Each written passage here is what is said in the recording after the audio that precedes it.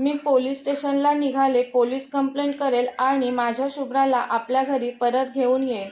वसू, ऐक माझं. शुभ्राचे वडील बोलत असतात तरी मी जाणार असा हट्ट वसू करत असते.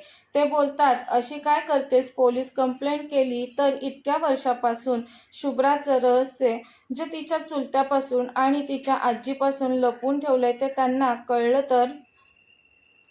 बाहेर शुभ्राच्या नावाची चर्चा होईल आणि तिच्या अब्रूचा प्रश्न आहेच ना. अहो, तुम्हाला काय वाटलं मी विचार केला नसेल का या गोष्टींचा?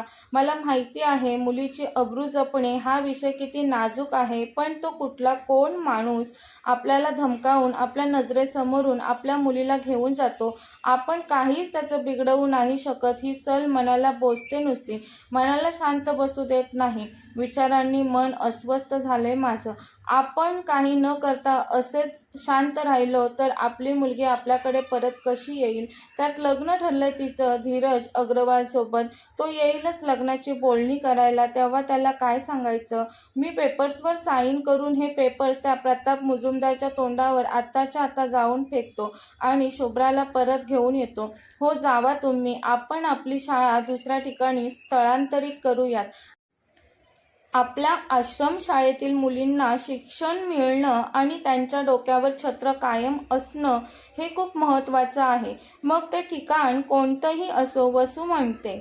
शुभ्राच्या वडिलांच्या मनात नसतानाही पेपर्सवर सही करण्यासाठी ते पेन हातात घेतात. सही करणार तेवढ्या दरवाजातून आवाज येतो, ए मास्तर, मयुरी कुठे आहे? मयुरी हे नाव शुभ्राच्या वडिलांच्या कानावर पडताच ते झटका लागल्यासारखे दारातून आत येणाऱ्या माणसाकडे पाहतात. त्याला पाहून मनात हा कसा पोहोचला इथे? हा तर जेलमध्ये होता. सुटला कसा हा? त्याच्या मागून दोन हट्टेकट्टे लोक घरात शिरले. ए, पकडा रे मास्तराला. पहिला घरात शिरलेला माणूस मागून आलेल्या दोघांना म्हणाला. शुभ्राचे वडील ओळखत होते पहिल्या आलेल्या माणसाला, पण त्याला तसं न दाखवता ते म्हणाले, कोण आहात तुम्ही? माझ्या घरात कशाला आलात? ते दोन जण शुभ्राच्या वडिलांना पकडणार तेवढ्यात शुभ्राची आई शुभ्राच्या वडिलांपुढे येऊन उभी राहते. मी हात जोडते तुमच्यासमोर, प्लीज यांना काहीच करू नका. नाही काही करणार तुझ्या नवऱ्याला. तसंही माझं तुमच्याशी काहीच वैर नाही. माझ्या भावाची मुलगी कपाळकरंटी मयुरी कुठे आहे ते सांगितलं तुम्ही की जाईल मी लगेच निघून, तो माणूस म्हणाला. शुभ्राची आई घाबरली. कोण मयुरी? आम्हाला मयुरी कोण आहे ते नाही माहिती. तुम्ही चुकीच्या ठिकाणी आलात. आमच्या घरी मयुरी नावाची कोणीच व्यक्ती नाही, वसू म्हणाली.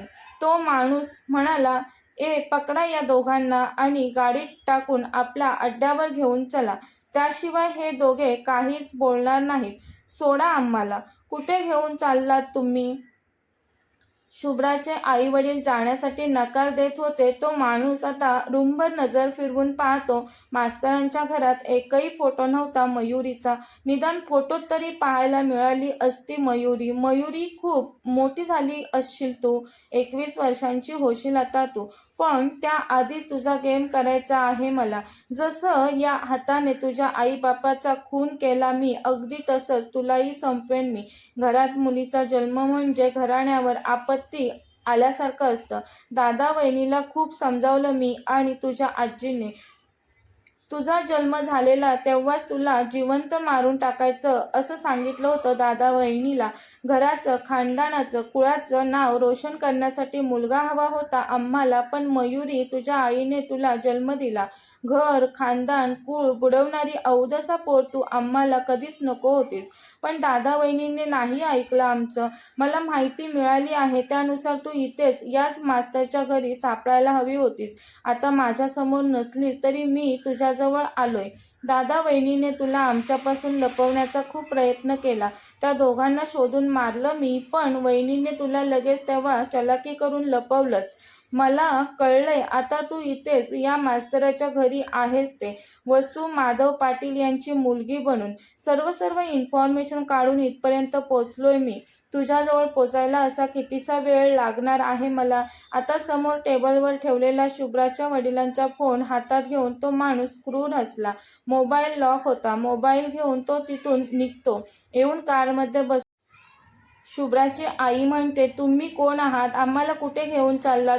सोडा आम्हाला, आम्ही तुमचं काहीच नुकसान नाही केलं. मग कशासाठी पकडलंय तुम्ही आम्हाला? मयुरीविषयी नाही काही सांगितलं तुम्ही मला, तर तिच्या आईबाबांसारखं मारले जाल तुम्ही दोघे. काय? वसू घाबरून म्हणते.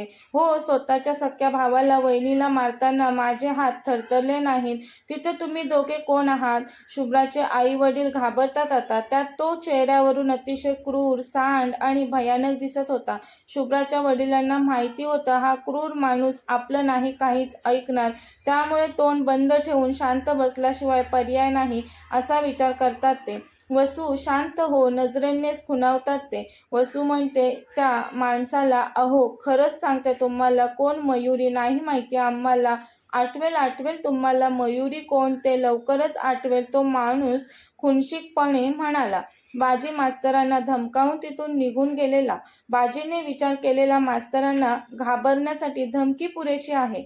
तसंही मास्तर स्वतःच्या मुलीसाठी शांत राहतील, कोणतेच पाऊल उचलणार नाहीत ते. हा विचार करून बाजी मास्तरांना खऱ्या नजरकैदेत न ठेवता तिथून निघून गेलेला. शुभ्रा रूममध्ये आल्यावर तिचे ओले कपडे लगेचच चेंज करते आणि आरशात पाहत केस सुकवत असताना मालती आवाज देते, शुभ्रा बाहेर ये ब्रेकफास्टसाठी. प्रतापही आलाय, दोघांनी सोबत ब्रेकफास्ट करून घ्या. शुभ्रा ऐकते मालती काकीचा आवाज. तिला तिच्या आवाजाला ओ द्यायचं असतं, पण प्रतापचं नाव ऐकून ती काकीशी काही न बोलता स्वतःच्या मनात बोलते, या राक्षसासोबत एकत्र बसून नाश्ता करण्यापेक्षा मी नाश्ता न खाताच राहील. स्वतःशीच बोलून पुन्हा तिचे केस ती सुकवू लागते. अरे यार, या कैदेत किती दिवस अशी पडून राहणार मी? मला इथून लवकरात लवकर बाहेर पडायला हवं. त्याशिवाय माझी फायनल एक्झाम जवळ आले. माझी कंडिशन कोणतीही असली तरी मला एक्झाम द्यावीच लागणार आहे. मी शिक्षिका व्हावं हे माझ्या बाबांचे स्वप्न आहे आणि मला त्यांचं स्वप्न पूर्ण करायचं आहे. ती विचार करत असते तेवढ्यात मालती येते तिथे. शुभ्रा, ब्रेकफास्ट करण्यासाठी का नाही आलीस? शुभ्रा लगेच काकीचा हात हातात घेत बोलते, काकी मला इथे कैदेत असल्यासारखं नाही राहायचं. माझं कॉलेज आहे. तसंच मुलींच्या आश्रमशाळेत माझे काही लेक्चर असतात. लहान मुलांना मुलींना शिकवायला मला खूप आवडतं. मला माझ्या बाबांच्या घरी जायचं आहे. प्लीज काकी, तुम्ही काहीतरी करा. शुभ्रा बाळा, तू सून आहेस ना या घरची, इथून सतत जाण्याच्या गोष्टी का करत असतेस तू? काकी, प्रतापने स्वार्थासाठी माझ्याशी लग्न केले. लग्न कसलं ते? पण आला तो इथे मला घेऊन जबरदस्ती. खूप आशेने काकी तुमच्याकडे मदत मागितली आहे मी. मला वाटलं घरात तुम्हीच एक व्यक्ती आहात ज्या मला मदत कराल. मला भूक नाही, मला नको नाश्ता. मालती बोलते, रागवलीस शुभ्रा? अगं, पण या घरात प्रतापच्या विरोधात कोणीच काही बोलत नाही. मोहन काही गोष्टी समजवतो प्रतापला, पण फारशा नाही. तू आबांकडे जा.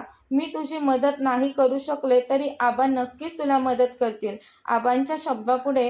आबांच्या शब्दापुढे प्रताप कधीच नसतो. मालतीच्या तोंडून दिलासादायक शब्द ऐकून शुभ्रा खुश होते. खरंच काकी, आबा करतील मला मदत? हो करतील, मालती म्हणाली.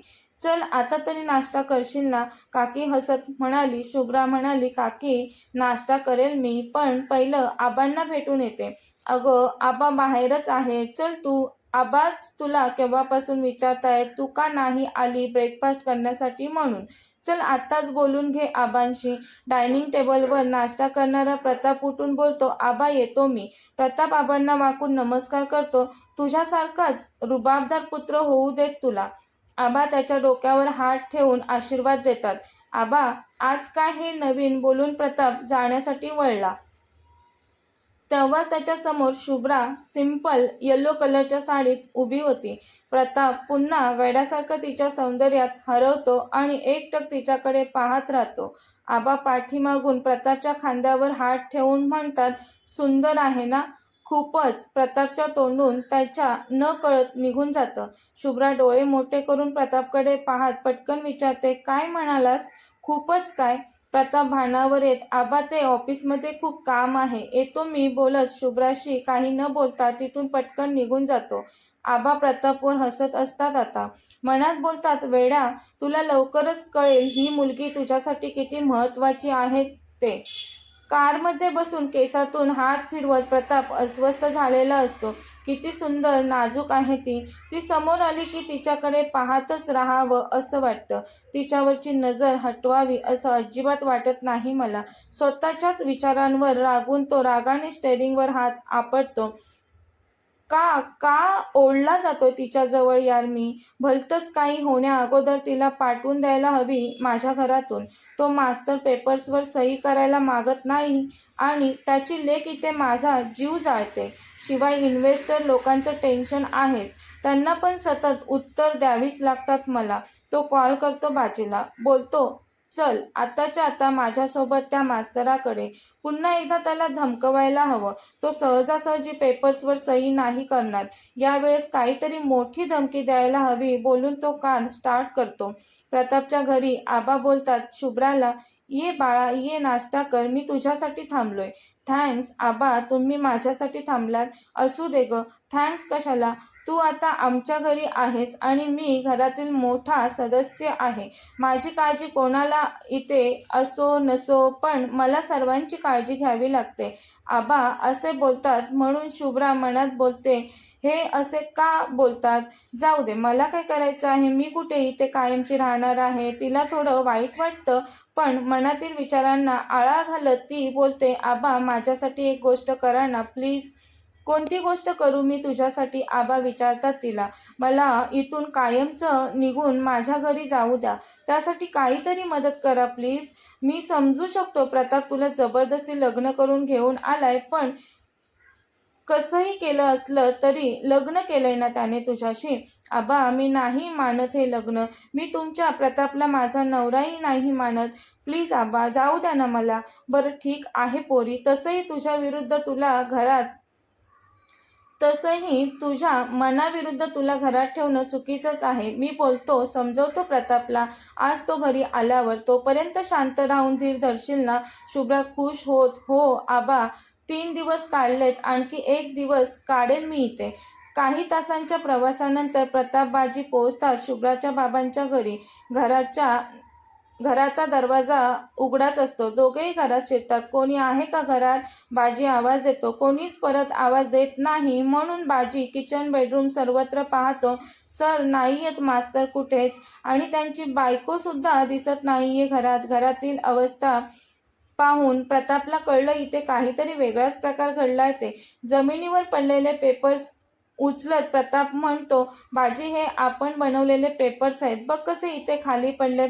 हे पाण्याचं ग्लास टेबलवर असायला हवं, तेही खाली पडलंय. त्यातील पाणी बघ काही वेळापूर्वी सांडल्यासारखं वाटतंय.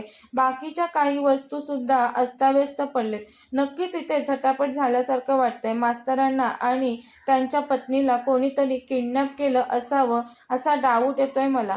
बाजी तू बाहेर जाऊन शेजाऱ्यांना विचार. बाजी लगेच बाहेर जाऊन विचारतो. शेजाऱ्यांच्या सांगण्यावरून कळतं कोणीतरी 3 माणसं आलेली त्या दोघांना घेऊन गेलीत. आम्ही मदतीसाठी पुढे धावलो पण त्यातील एकाने आमच्यासमोर बंदूक ताणली. आम्ही भीतीने मागे झालो. माणूस खूप क्रूर दिसत होता त्यामुळे आम्ही त्यांच्या भानगडीत नाही पडलो. बाजीने येऊन प्रतापला जसंच्या तसं सांगितलं. कोण असतील ती माणसं? त्यांनी मास्तराला का पकडलं असेल? मास्तराची हिस्ट्री काढली मी. मास्तर तर एकदम साधा सरळ नाकासमोर चालणारा माणूस आहे. कोणाशी त्याचं कधी वैर नव्हतं आणि भविष्यातही त्याने कधी कोणाशी वैर केलं नसतं. एवढं असं सगळं असताना मास्तराचा कोण हा एवढा मोठा शत्रू तयार झालाय? बाजी बाहेर कुठे जवळपास सीसीटीव्ही आहे का ते चेक कर. नाही सर, इथे सीसीटीव्ही नाही. मी चेक केलंय. प्रताप पेपर्स हातात घेऊन दरवाजा लावून तिथून निघून जातो.